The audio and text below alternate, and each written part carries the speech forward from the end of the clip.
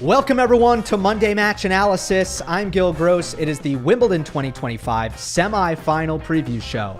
We've got Sinner versus Djokovic, Alcaraz versus Fritz, and we've got Giri Nathan joining the show. After 2 weeks of talking to myself, I finally got lonely, and Giri is one of my favorite tennis writers in the game. Everything he writes about the sport, I read on Defector, on the Second Serve newsletter, and he's got a new book, which I'm very excited about. It's called Changeover, a young rivalry and a new era of men's tennis focused on Carlos Alcaraz and Jannik Sinner. I think he's got the first Sincaraz book. I'm very confident in that because he got ahead of the curve. I'm going to skip over the quarterfinals for the most part. We're not really going to get into them, but I don't want to skip over Shelton versus Sinner. Of the four head-to-heads, this is the one that I had circled. I felt it came with the most intrigue based on Shelton's explosiveness. I wanted to see how he would follow up a showing at Roland Garros against Alcaraz that earned me a lot of respect. Ben put up a lot of resistance against an Alcaraz who is also playing quite well. It was a tight four-setter, and it sort of put my antennas up. Okay, is Shelton turning a corner here? On the other hand, Sinner had some vulnerabilities certainly on display against Grigor Dimitrov, and that's why I felt it was going to be the most competitive quarterfinal coming in. That did not materialize.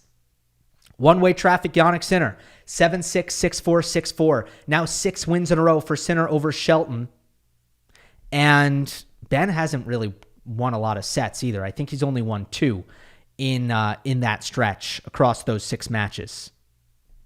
So let's start with the Sinner elbow storyline coming in. And in the first set, I thought it looked perfect. I don't think he missed a single forehand from an offensive or a neutral position, and it was a winner machine whenever Shelton dropped anything short. It was on point. And I thought, all right, the elbow is 100%. Then second set comes along. Shelton bombs a serve like 130s. Sinner shanks it. He gets nothing but graphite on the ball. And anybody who's played the sport knows that if you're dealing with a wrist, an elbow, a shoulder, it's not going to hurt when you hit the sweet spot. It's going to hurt when you mishit the ball. And he grabs his elbow. It leads to, I would say, a lapse in concentration. The forehand consistency was never the same. I thought it looked uncomfortable when it got out of the pocket, whether he was jammed or if he was stretched out on the serve. But crucially, the acceleration never went away. So Sinner continued to hit his forehand with conviction, which was not the case against Dimitrov. And I really have no time for any debate over that. I'm sorry, I just don't. I think that if you were watching that match with neutral eyes, you could see that 2 things were happening at the same time. Dimitrov was playing awesome first strike tennis. First serve and forehand were firing. Backhand slice is a gem on this grass court. It's a gem. And it was bothersome. So all of those things were true. But the Sinner forehand was visually, obviously impaired. Constant deceleration, speeds were down, consistency was down. I mean, come on now. We don't need to ignore what we were seeing. Is the fact that it was better 36 hours later strange, odd, conspiratorial? No, it's none of those things. Nobody is saying that Jannik Sinner tore his UCL. It was obviously a pretty minor injury. He jammed it, breaking his fall. Probably led to some inflammation. Most pain is inflammation. Okay, so I'm not Dr. Gill coming in here with some fancy diagnosis. It's just like most pain is inflammation. And that's probably what we're dealing with here. And 36 hours of rest, 36 hours of treatment, preventative pre-match pain killing, all of those things go a very long way. And still, it was not as if you couldn't, I don't think it was 100% in the Shelton match, despite the straightforward scoreline. I do think it was 100% for the first set. And then he shanked a return.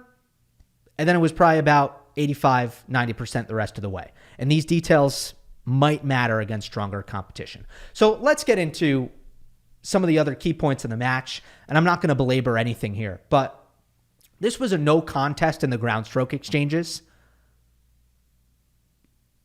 It was carnage in the baseline rallies, to be honest. Even in the first set.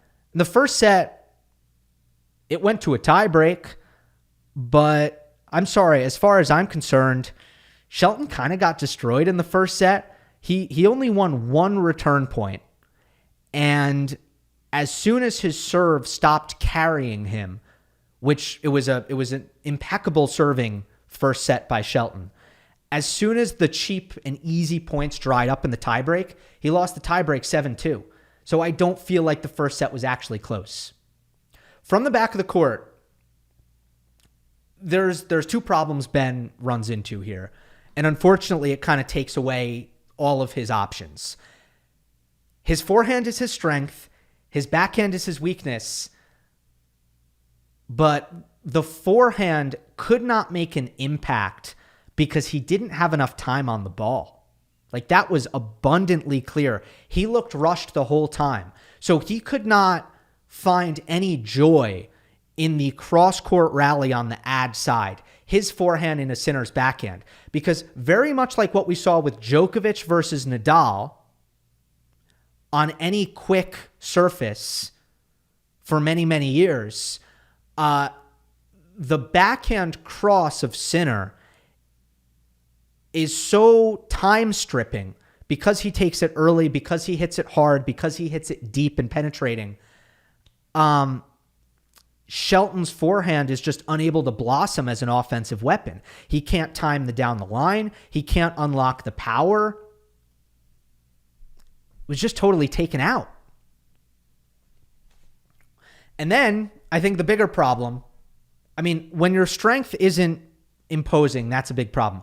But as far as, okay, now where is the leak happening? The leakiness is off of Shelton's backhand. And he missed way too many neutral backhands here. He's worked very hard at improving the shot. But to me, this was, maybe he had a below average backhand day, but this was, as I kind of expected, just an illustration of the idea that it's not there yet. And I liked it better on the clay when he had a little bit more time on the ball and he was hitting it with a little bit more safety, a little more topspin, a little more net clearance. And I even pointed that out early on, first week of Roland Garros. And, he was able to just stay consistent on that wing. But I think on the grass, you could see him trying to flatten that shot out a little bit more, making sure not to get attacked off of it. And how many did he just, neutral balls that he just missed long or he missed into the net tape? I thought there were a lot. I remain unconvinced after watching this match that this all wouldn't be a lot better for Shelton on clay, especially from the back. I look at how rushed the forehand looked. I thought, man, it would have been nice if the court helped slow down the ball and maybe checked it up a little bit so that Shelton could actually execute his changing, his redirections on the forehand down the line, or that he could get his feet set and actually like take bigger, fuller cuts at the ball. That would have been helpful.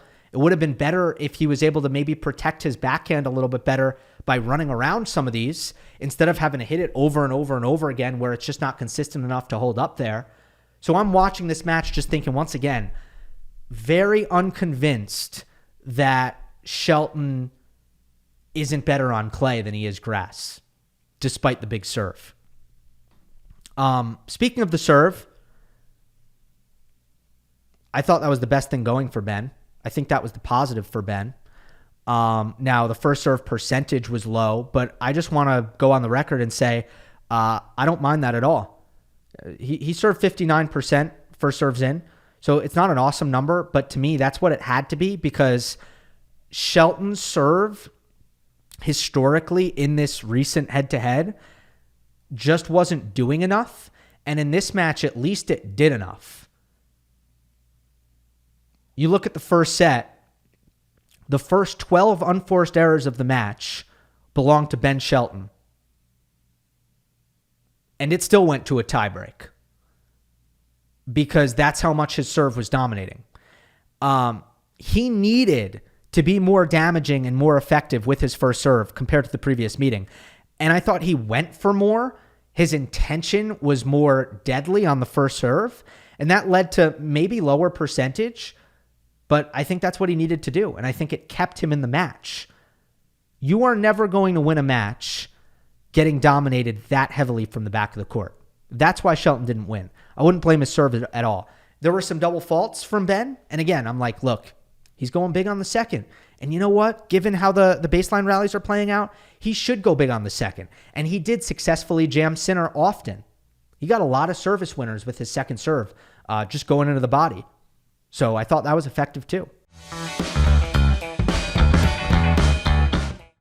What is grass court tennis in 2025? There are a lot of disgruntled fans out there, I've noticed. Yeah. I see it in my comments. I see it on Twitter. Fans who feel that the grass had slowed down too much. Now, I'll tell you right off the bat, sometimes I'm watching these matches and I'm thinking with the amount of like holds of serve, are we sure we'd want the grass faster? Yeah, I mean, I'm with you on that front. I want to see the shorter grass court points, but I want to see them happen in the style that we like to see on grass courts, which is with the net rushing and kind of the feel and the touch. If it's just going to be super bang bang, serve +1, it's kind of like, from an entertainment value perspective, it's like, what are we doing here? But I here are the two things I'll say, just from anecdotally observing grass court tennis up close. Here are the two things that I think are still true of grass. I think the ball stays low, which is at least part of what we're talking about when we're talking about court speed. Not the whole story, but it's part of it. And I think the footwork remains extremely challenging. And I think that's become more and more true as the game's become more athletic and dynamic, and, lateral movement demands that weren't the case back in the day. But I think I heard Dennis Kudla articulate it well on a podcast a couple months ago, but he said, everyone's got a good serve on grass. So it becomes more about who can manage those movement challenges better. And I think it's no accident that we're seeing Djokovic, Alcaraz, Sinner at the tail end of these tournaments over and over, because those are the guys with the most aggressive movement patterns on the grass, the guys who feel comfortable sliding in and out of the corners, the guys who are willing to kind of, put their bodies on the line to some extent, because they do move so aggressively. So I think that is one thing that we still see a lot of. That's kind of a big differentiator on grass right now. Right.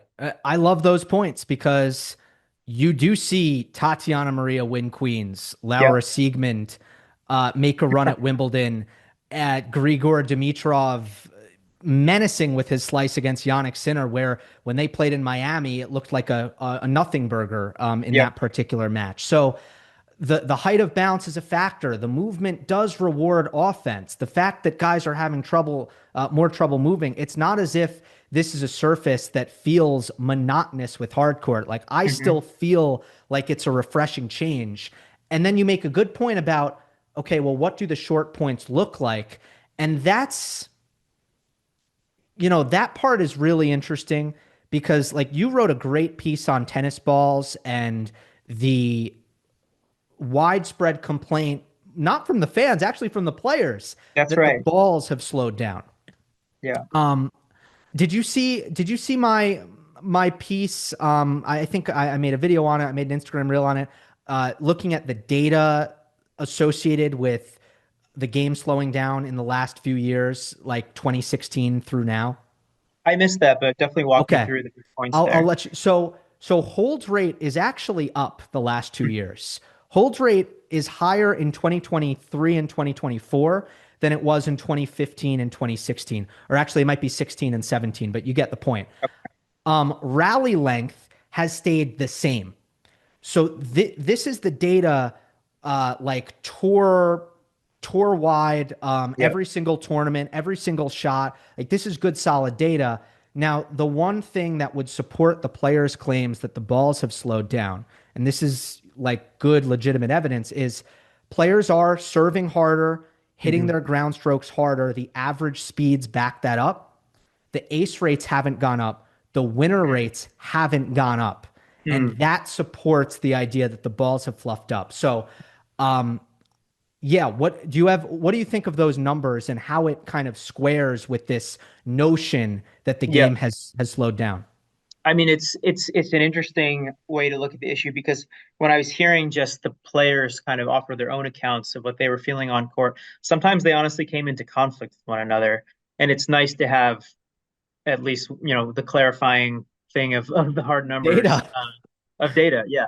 And I think one way to reconcile it is the being able to set up the clean winner is an issue that a lot of players brought up. In particular, Daniil Medvedev brought up because he's a guy who doesn't have kind of the natural pace of an Alcaraz or a Sinner, and he needs every bit of help he's going to get from the court speed and from the fluffiness of the ball and whatnot. And he basically felt like he couldn't end rallies on his terms anymore, and he'd be hitting what would have been a perfect passing shot while flying off out of the devil's alley, and the guy would just get up to it and cleanly volley it into open court. So uh, I think that would line up with the majority of the complaints I've heard that it's just harder to kind of get the winner, get the ace on your own terms. I could see that. I could Yeah. see that being true. Yeah.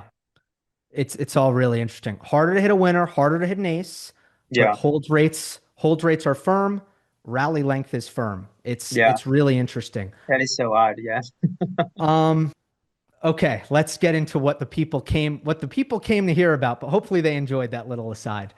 I'll keep chewing on those numbers. Now that you put them in my head, that is very interesting. Do you buy into the narrative that this is Novak Djokovic's last stand, or is that just something that we have fun kind of building up because it's Wimbledon and we have to find things to get people excited about, and sometimes we manufacture some narratives? Yeah, Do you buy into that? It's Djokovic's last dance or no? I do not. I think this is a question I've tried to answer him, and I've tried to pose to him directly, where, to what extent is your decision about wrapping it up reliant on how your matchups are going with these top guys? Like when you beat Alcaraz in Melbourne, is that like, oh, I could really take another run at this thing next year? Like I've clearly got the level to hang with the guys who are going to be the slam contenders for the foreseeable future. And I've never gotten a clear answer from him on that. But it's clear when you get to the tail end of the majors, he's still there. He's still taking down 99.9% of the opposition. And it's really these two names that he struggles with. And those are the guys everyone struggles with. So it's hard for me to necessarily believe that this is his last go at it. And I feel like a competitor like him who knows that he still has great looks at picking up a slam every single slam he plays into, in particular Wimbledon, just because of some of the advantages we were just talking about with the movement. A lot of the younger guys haven't figured out the way he has on grass. I just think he's going to keep going. I think he's got it at least another season of this. Who knows? I think he's going to keep going. And I agree that on paper, the idea that this is some sort of last gasp is hyperbolic. He's just made his third straight major semifinal. The Yeah. consistency at the slams in the last 2 years has been there. He's still on a streak of six straight Wimbledon finals. We'll see if that continues. I also I also kind of find myself in my gut Hmm. feeling as if this is the best chance for 25 right here, Yeah. right now. Now, the Right now. draw certainly wouldn't suggest that because it looks like it's probably you got to beat Sinner and then you got to beat Alcaraz. Yeah. But in terms of Djokovic being at the point of no return historically when it comes to age, he would now be the oldest. He's now older than Rosewall, but as it stands, number 24 for Djokovic, 22 for Nadal, and 20 for Federer all came within this little window, Huh. 37 years old. And then for Nadal, it was 36 years, 11 months. Yeah. That is just so interesting. I look at that and I think, like, you know, Sinner and Alcaraz both getting better. the head-to-heads, at least with Yannick, not going so well. Yep. Grass is the best chance. It only comes around once a year. Yep. I would say I 50% to 75% buy into the idea that this is the moment for Novak, Hmm. if it's going to Yeah. come. I think when you frame it that way, like, is this the best look at a major that he's going to have for the rest of his career? I think I could get on board with that for sure. I think, his history at this tournament, potentially he could get a little unfortunate injury help on Yannick's end this year. Although I thought the elbow held up pretty well against Shelton, but we'll have to see how it looks in the semi. I think I agree with you. I think this is his best look that he's going to get, and it's a pretty good look. But Yeah. still competing Sinner and Alcaraz in the same tournament is no walk in the park. This center head-to-head has a lot of really negative trends. We saw it just a month ago at Roland Garros. It was straight sets, but it was a really competitive straight sets. Djokovic had set points in the third, but it's four losses in a row for Djokovic against Sinner. He's lost five out of the last six. The numbers that I've been throwing out a lot because I think they are by far the most concerning is just the lack of service breaks that Djokovic has had against Sinner. One in the last eight sets. And that was the one thing a lot of people were very positive about Novak coming out of that match in Paris.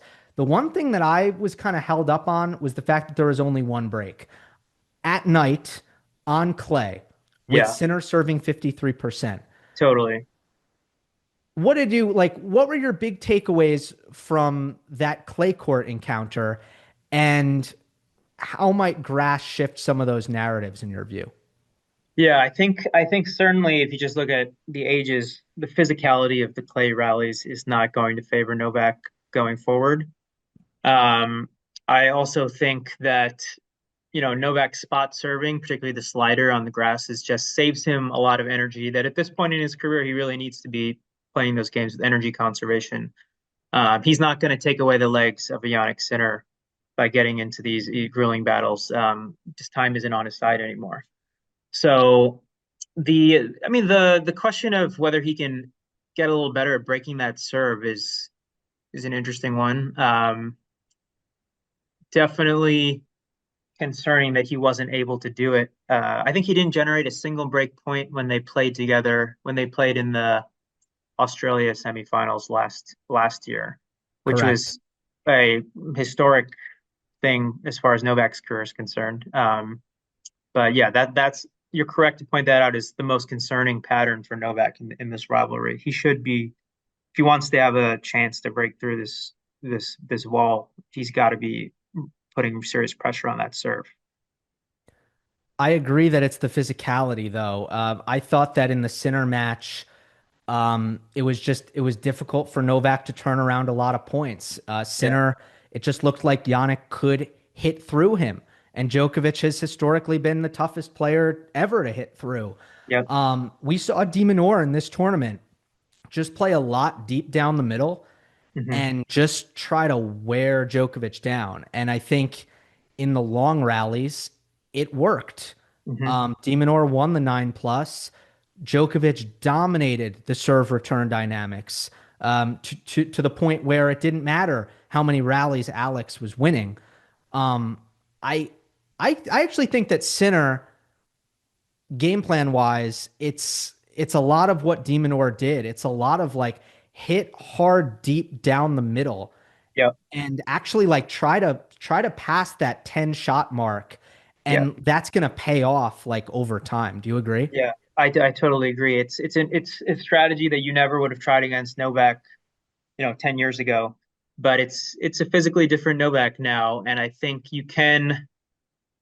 the way that Novak often likes to create his advantages was by playing the long game and, working the angles, not as viable when you're playing someone, 15 years your junior. And it was very interesting to see the success that De Minaur had. I think you totally accurately described the dynamic in that match. Um, and Sinner does have the ability to kind of just blast through the baseline defense without necessarily having to take on a risky angle. I think it's one of the most interesting parts of his game where um, just the raw pace, carefully controlled risk, putting it still at a big target, but he's just hitting it so damn fast that even a defender like Novak can't cover it. So it's I think it will be very, very difficult for Novak to ever recover the neutral rally advantage in this matchup now and going forward. Do you think Sinner is an evolution of Djokovic? Do you think it's a modern version of Djokovic? Because I think one of the reasons why Novak has felt a little bit stuck recently in this head to head is because there's not really a clear vulnerability. There's no obvious direction of this is the pathway for Yeah. bothering or troubling Yannick Sinner, where even Yeah. Alcaraz has some stuff. Like when you rush that You can plus rush. one, Yeah, you exactly. can bother him with time. You can bother him with the fact that like he might miss some spots on serve. Yeah. Or you can just play the consistency game and be like, well, Carlos might be a little erratic. Doesn't usually work, but you can try it. Whereas Yannick, it's like against Sinner, it's the same thing that I think people dealt with going up against Djokovic forever, which Yeah. is I don't know what the plan is. Where do I put the ball that actually bothers this guy? Like it seems Yeah. impossible to find that. And I think a lot of the visual similarities will come to mind to fans pretty quickly, like the lateral movement, the sliding, the backhand down the line, open stance, that they just time the footwork on that so beautifully. And then both of them, just on both wings, have no real mechanical flaws you can exploit. You can't rush Sinner's backhand or forehand. If you give him linear pace, he's just going to hit it back even harder, and you're screwed. So I think they both put the opponent in a position where the dilemma is like, how the hell do I keep up with this guy's normal rally ball? He never feels like he's taking on undue risk. He's managing targets pretty conservatively, and yet every single ball is pushing me back, and he's sitting right on top of the baseline. He's winning the court positioning battle every time. So yeah, I think they have a lot of similarities. I think I describe Sinner in the book as like sort of a power injected Djokovic at certain times when it just looks like the ball striking is kind of unparalleled. Just the isolated thing of hitting the ball heavy and hard is just unreal. So Yeah. he's also got a little more wingspan. But I think there's a couple things Novak figured out that Sinner quite hasn't. I think Novak um, got a little better at ghosting forward in the rallies, and we haven't seen that as much from Sinner. He's definitely improved in that front, but he's not totally there. And I think Sinner, kind of as we were talking about before, he's a little more comfortable just blasting right through the defense rather than trying to break the sideline and work the angles that way. So there's some slight differences in preferences, but I think in terms of how screwed they make an opponent feel, it can be quite similar. And the wiring is a little bit different, but I think that has to do with where we're at in the game. So I don't think Sinner is athletically as dominant as Djokovic was. Yeah, Like the movement isn't there. The ability to scramble isn't at peak Djokovic levels, athletic peak Djokovic. But that's the kind of the give or take where yes, power injected Novak I love. Body wise, you're right. Everything's kind of expanded a little bit. And yeah, and pace wise, you have the same idea where it's solid. You don't feel like it's going to break down, but everything is a little bit faster than it would have been for Novak Djokovic in 2013.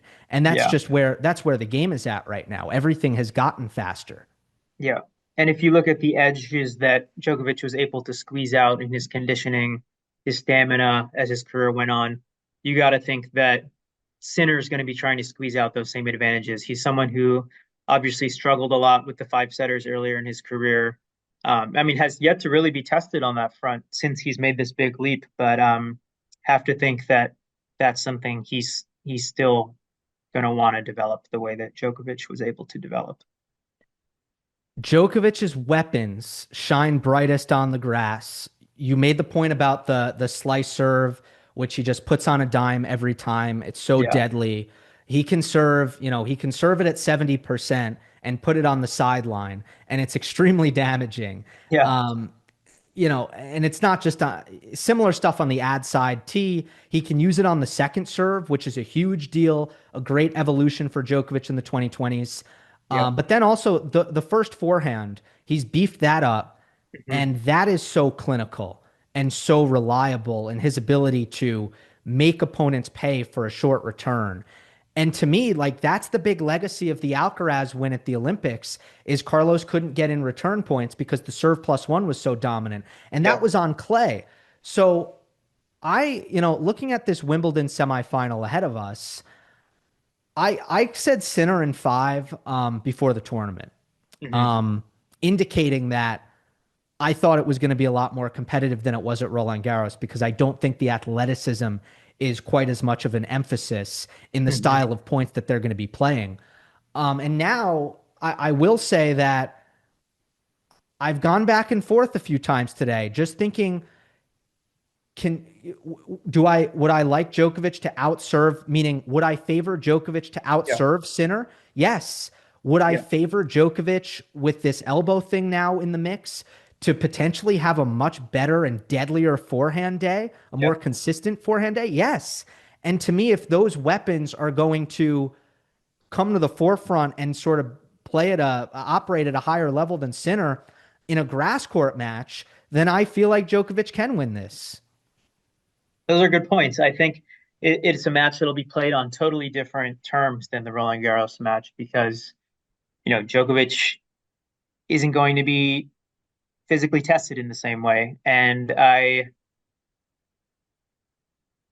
don't know if I can get all the way to 5 sets to Djokovic winning in 5 sets, but I think I still have Yannick winning this one. I think the Shelton win did kind of settle some concerns I had about how he was going to recover from that fall.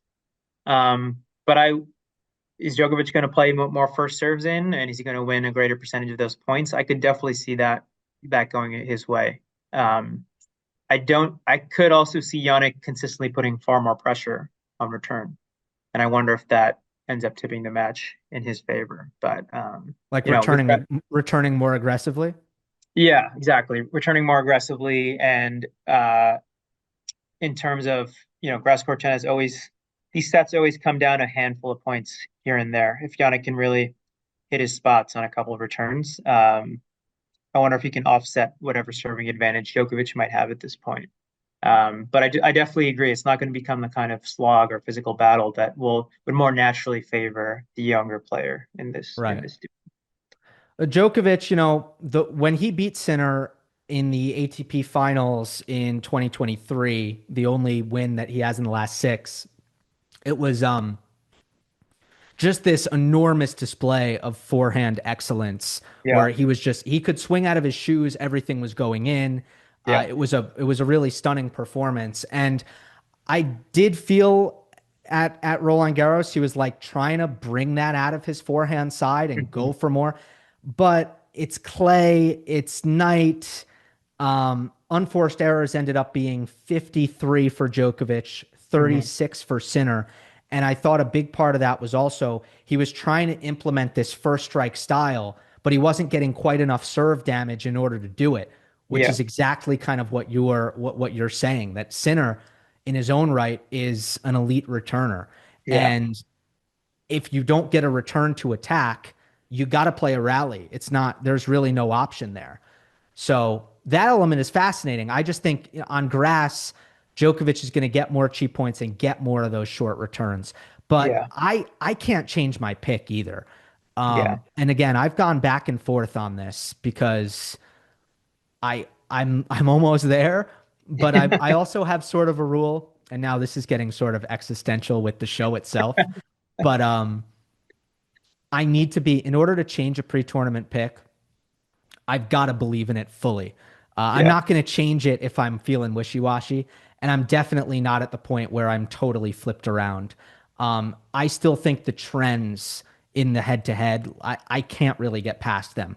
They are yeah, just they're just not good for Novak. And also, I saw what I saw in the De Minaur match, and I have trouble believing that Look, I get it was windy and Djokovic was erratic in the first set, and a lot of the statistics are kind of, you know, off based on that. Um, the Kaboli match, I don't have any huge takeaways from. I don't really look. I mean, it was a good competitive match. I just don't have any huge takeaways from it. Yeah. But in general, I just think Sinner Sinner can probably in these rallies continue to just exercise the physicality advantage that manifests itself not just really in like endurance, but also in power and hitting out of the corners and Mhm. just enduring overall. Yeah, I think that those are all good points. My one takeaway from the Kaboli match, and who knows, this could be a total nothing burger, but Yeah. the slide that Djokovic took at match point, Yeah.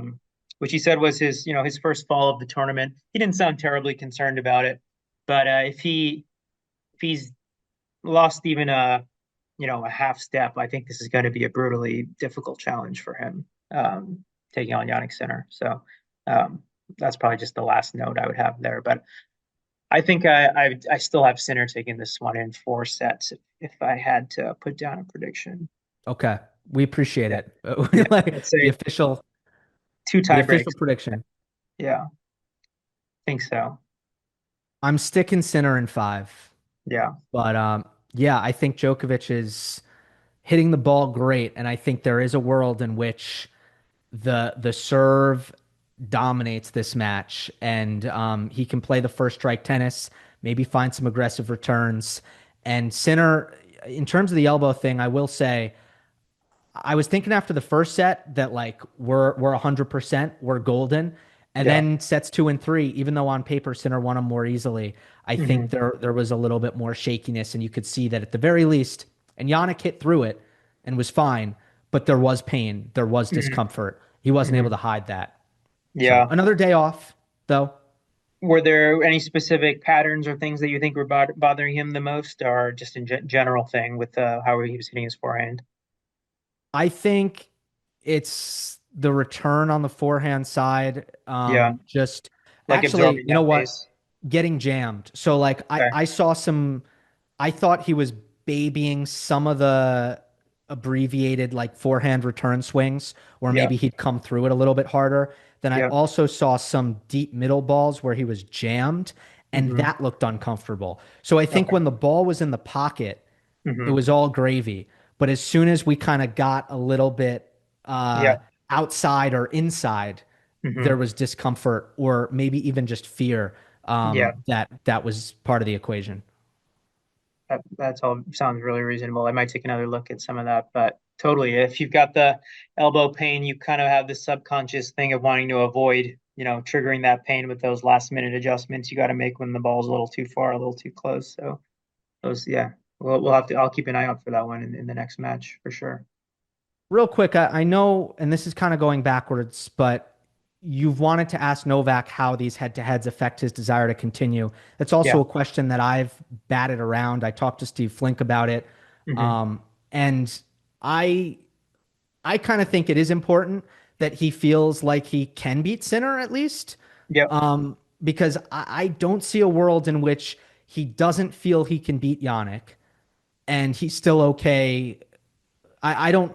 I do think that can retire him if he gets to the point where he doesn't feel he can win. I definitely feel like if he takes a look at the match, looks at where the physical trend is going in terms of his trajectory of his career and the trajectory of Yannick's career. And he's like, listen, there's just two guys who I'm going to have to take down at the business end of these slams every single year. And one guy I can kind of take down on the right day, and the other guy I simply have no chance. I think that's a very kind of clarifying reality that might factor into his decision on whether or not to keep playing. I mean, he's been totally honest that he's in tennis now to prioritize the slams. He's not Yeah. there to win Miami. He's not there to play Monte Carlo. He is trying to win these four tournaments, and he was trying to win the Olympic gold medal, and he got that one. So getting to 25 seems like really the only thing he's got left. And if he knows he's going to be slamming into the wall, named Yannick Sinner over and over and not making much headway. I think, full-time stay-at-home dad might be a more appealing option at that point. And I So, think I think margin matters. I don't think it's so much about wins and losses. He needs to feel competitive, though. He needs to yeah, feel like he's in it. He's in these matches. Obviously, the last two times they've played at slams, it's been straight sets. And that's where I think coming into this match, and I think it will be competitive, just to be yeah, clear. Like, I really think it will be. But I do think it kind of needs to be yeah, psychologically. I Um, think so. I also think the Novak we're going to see, should he advance to the final, is going to be a lot closer to the 2023 final than the 2024 final, just based on yeah, performance through the tournament so far. I'm with you. Speaking of margin mattering, Mm, the Alcaraz Sinner head to head, and we will talk about Fritz, and we'll talk a little bit about Carlos versus Taylor as well. But I want to jump to that real quick because that's an example of a very lopsided stretch of results, five in a yep. row to Alcaraz, but they have been so close so consistently. My question for you is, in this stretch of matches, how has your thinking changed about these two guys? Yeah, it's been so incredibly close. As someone who still thinks this is quite an equitable rivalry and will be one as the decade goes on, I can't help but feel like the 5-0 is like just ever so slightly misleading. I think there have been things that have broken down in Sinner's game. I think if he has one clear advantage over Alcaraz at this point in their respective games, it's the serve and lining up the juicy +1 ball after the serve. But that serve has definitely failed him in a lot of critical moments. And if I look at the first, I think I have these first serve percentages, first serves in those matches. It's like, yeah, it's brutal. Yeah, 50, 60, 55, 56, so yep. 62. Yeah. My viewers have heard these stats jam down their ears. Yeah, just it's kind of an unavoidable fact of that last stretch where Yeah. without getting too far over my skis with the prediction, I think it will probably be the one slight edge he carries over Alcaraz for most of their career. And if he can't leverage it in these key moments in the match, or even over the course of a whole match, is going to become an extremely difficult matchup for him because you don't want to be hitting a lot of second serves to Carlos Alcaraz where he can create something from neutral.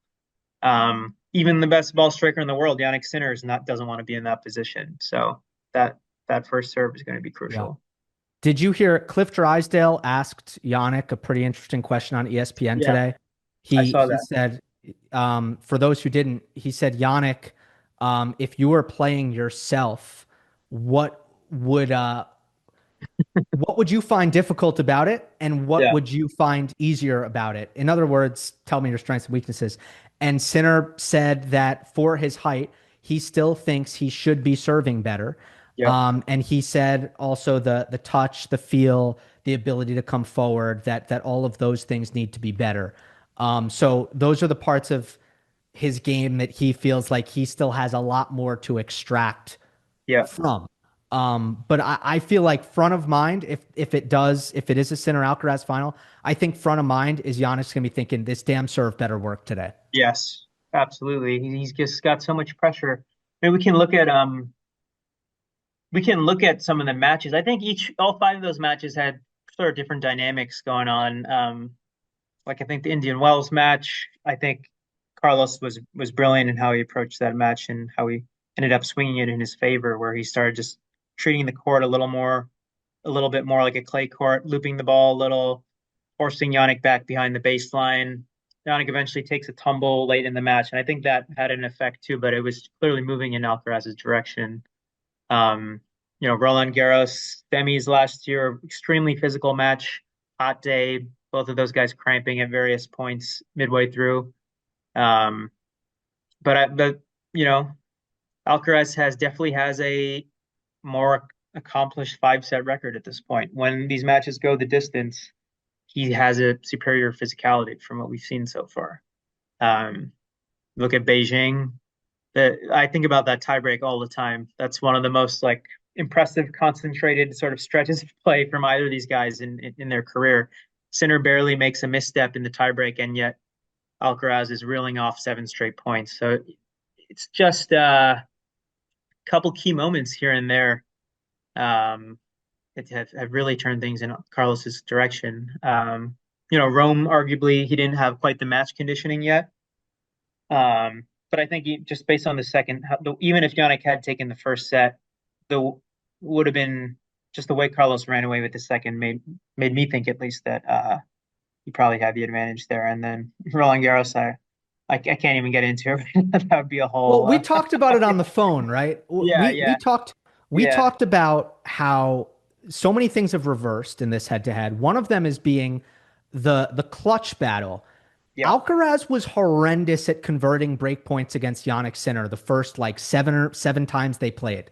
yeah. Just a horrendous number, which was, and by the way, he was creating plenty of chances. Return points won percentage, totally fine. Break point conversions percentage, atrocious. Very low, yeah. Very low, and I thought it was clearly in Carlos's head. Yeah, So I thought for a while Alcaraz had a tendency in big moments to, you never felt like he got nervous per se, but you did feel like he got blood rushing to the head, yeah, uh, low percentage decision, missed yeah, by 4 feet. Like, yeah. and then even on the return, I think he would get a little edgy, a little overambitious sometimes. Now it feels like under pressure, there's nobody right now, even Sinner included, who you trust more at 5-all in a final set tiebreak. Absolutely. It's like he's still got this sort of audacious shot selection, but it seems every single ball lands in the court. I've never seen anything like it from any tennis player. And we sometimes the players will let in on we can analyze the technique and the mechanics to death, but I think sometimes they are thinking about just the psychology of a matchup. I remember Yannick saying something about this in Cincinnati last year when he beat Zverev in that tough three-setter. He was like, you know, I roared after the match because I was thinking in my head about how tricky a matchup it had been for me. And this 5-0 stretch, or 0-5 stretch, I should say, against Alcaraz is going to be another psychological burden in presumably a much more painful way than than the Zverev matchup. So, um, yeah, he's got to get those serves in. It's going to be he's going to find himself in the tie breaks and under the same kind of pressure that proved fatal in Paris last month. So let's see how he fares under those. When he Should they gets a go to the kick final? serve, I'll tell you, when he gets a kick serve to his Up backhand to on the the deuce backhand, yeah, side, he's yeah. got to make the return. That was the most brutal one for him. Yeah, that was he's going to be replaying that one He missed for the a long same one time. in Rome though on set point. Yeah, That's the thing that was, it was really surprising that he missed it in Rome. 'Cause Sinner doesn't normally make bad mistakes on big points, yeah, but then he missed this. It's the same shot, same exact shot. yeah. So yeah, that'll be interesting if that comes up again. But yeah, we're far away from that. We've also got Alcaraz Fritz. Let's take a quick break for the podcast, but we'll keep going on YouTube. Sure. All right.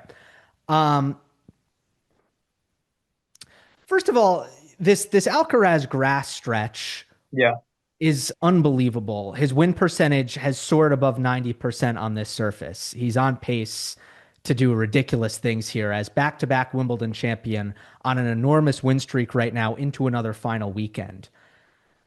Why, like, does grass make sense for Alcaraz to you, or are you having trouble shaking off some of the surprise that this has been such a love affair between Alcaraz and this surface? it's an interesting question. I mean, I think one thing that has been helpful for me to make sense of it is the idea that it can be somewhat of an equalizer with the serve.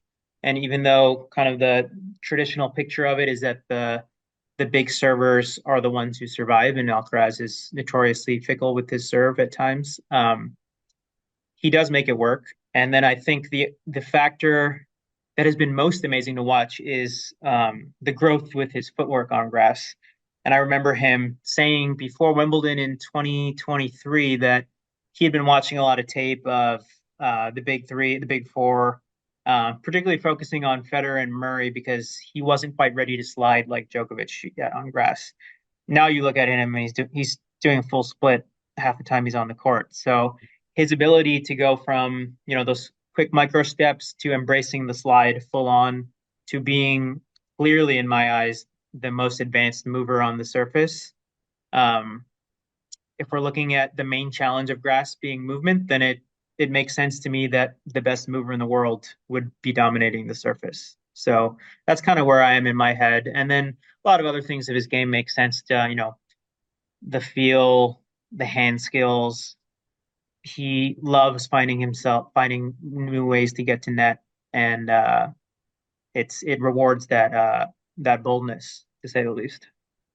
Yeah, absolutely. If you can just get in attack, if you Yeah. can wrong foot your opponents, if you can move them, into uncomfortable parts of the court, it's often a point of no return. Like when you're outside the sidelines on grass, Yeah. the he gets the dead bounce off his drop, like off Yep. of all of his soft stuff. Um, his slice defense is also incredible. His It's ability to keep the insane. ball low when he's in an extreme position, I think, is big time. And same goes for the chip returning, which he's used as a great option at Hmm. Wimbledon. At times, I don't think it's his go-to, but he'll recognize situations where he really wants to make a return and play, and he'll chip. And I totally agree with you about the movement, which is, for me, Djokovic on his incredible Wimbledon run. Um, it was the fact that he moved. He was the guy who was moving on the surface like it didn't matter, Yep. like it was any other court.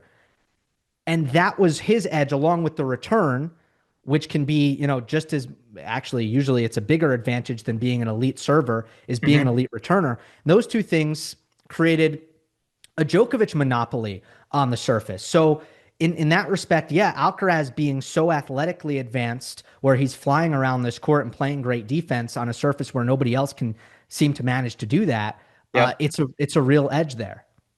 Yeah. It has, the more we've seen him, you know, develop the movement, even as his serve has struggled at times during this incredible grass court run, the more it's become clear in my head that, yeah, he has the ability to recover from positions that would be totally doomed for, 99.9% of the tour. So I think, I mean, and going forward, it's almost like, do you really feel that there are going to be that many players who can close that gap? You look at someone like a Fonseca who I think has a lot of the skills to hang with these guys on other surfaces, but to my eye, the movement is going to be a challenge everywhere, and on grass in particular. I think the defense for him is going to be challenging.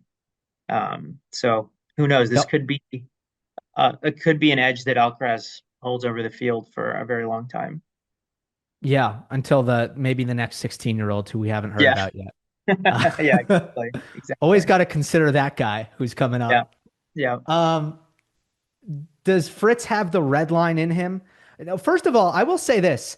Taylor, for most of it, was a big frustration for me with Fritz, that he's so confident in his game that I Hmm. found he would usually change absolutely nothing against the top players. Yeah, Like he would literally be like, "Nope, I'm good enough. I'm just gonna do yeah, my thing." yeah, And I do think he's adjusted that. Like I think in the U.S. Open final against Sinner, the year-end championship final against Sinner, I yeah. saw I saw him try to up the sliders in those matchups, and I expect him to do the same against Alcaraz. I think there's Hmm. going to be more aggressive returning, but also there's a limit to how much he can do of the kind of Yes, disruptive stuff, because like yes, Fritz is a guy, he thrives in neutral, yeah, and against Alcaraz, neutral is death. yeah. Is that fair? I think he's a good example of someone who has a very dangerous game, but the playing the role of the disruptor, you know, change. I don't necessarily want to see Taylor Fritz go out there and play some change of pace, play some junk balls against Carlos Alcaraz. You don't want to see Taylor Fritz get caught in a north-south movement battle, and he knows that, I'm sure, way better than I do. So I kind of trust him, like you said, to make sort of the tweaks on the margins, maybe yeah, of course, mix in the slider a little bit. I was gonna bring up that same match, year-end ATP Finals against Yannick, because I think it was close to, or maybe just the best flat out level I've seen Taylor play in a match that I was closely watching, and he was right there. But it made me think that, you know, there isn't necessarily a plan B or C that he can try out against these guys in the way that, like, you know, a lower ranked player on tour like Francis Tiafoe might actually be able to inject that kind of uncertainty and that novelty into some of the rallies that could keep Alcaraz on his toes a little more. I think Alcaraz is going to be pretty familiar with what he sees coming from Taylor in this match. If I remember, Taylor said also at the ATP Finals last year, he said he was talking me through some of the matchups on tour, which ones are comfortable, which ones are uncomfortable, and he said first name that came out of his mouth for uncomfortable was Carlos. He said he can feel just unplayable at times, Yep. and yeah, I think for a lot of the reasons we just discussed, he doesn't have a lot of options to try. Well, I think all he can do is play faster than he usually does. Yeah, But he's not a guy who likes to miss. So if no, he's playing Alexander Zverev or Karen Khachanov, he's not like he's gonna stay solid. And I yeah, think what we saw him do in the last couple center matchups is all right, forehand, maybe I'm usually sitting at about 77 miles per hour average. just That's gonna that. Yeah, have to be 80. That's gonna yeah, have to be 80. yeah, But he has missed more as a result. So I think it's power tennis though. He needs to serve like yeah, crazy, which he yeah, does have the ability to do. Like there have been some matches this grass court season. And how about the fourth set against Khachanov? yeah, He hit a patch of serving where it was just corner, corner, corner, corner, corner, first serves. yeah, So that does happen. I think that will be the moment where Carlos will feel most frustrated is this guy is serving like a maniac. yeah, Um, but then the reason why I would say that Fritz feels like Carlos is so unplayable at times is when he's playing that average rally ball and Alcaraz is able to kind of wrestle control.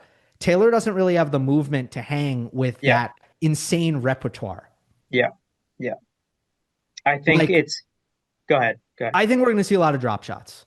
We're definitely going to see a lot of drop shots. I think if this match does surprisingly go in Taylor's favor, it'll will have been a not very interactive match. There will have been a lot of quick service games, couple tie breaks. Um, and I think yeah, Taylor's in a really good place serving wise. I think, like, can you think of a more nightmarish way to start a Wimbledon campaign than 10 sets against 6'8" serve monsters? Like that Maybe is such Diallo. I mean, yeah, yeah, I was higher on Diallo than Pecci Pericard coming into the event, yeah, but Pecci Pericard played way better than I would expect him to play. yeah, yeah, So then it but turned into a really tough match. yeah, yeah, that those are both really tough matches. And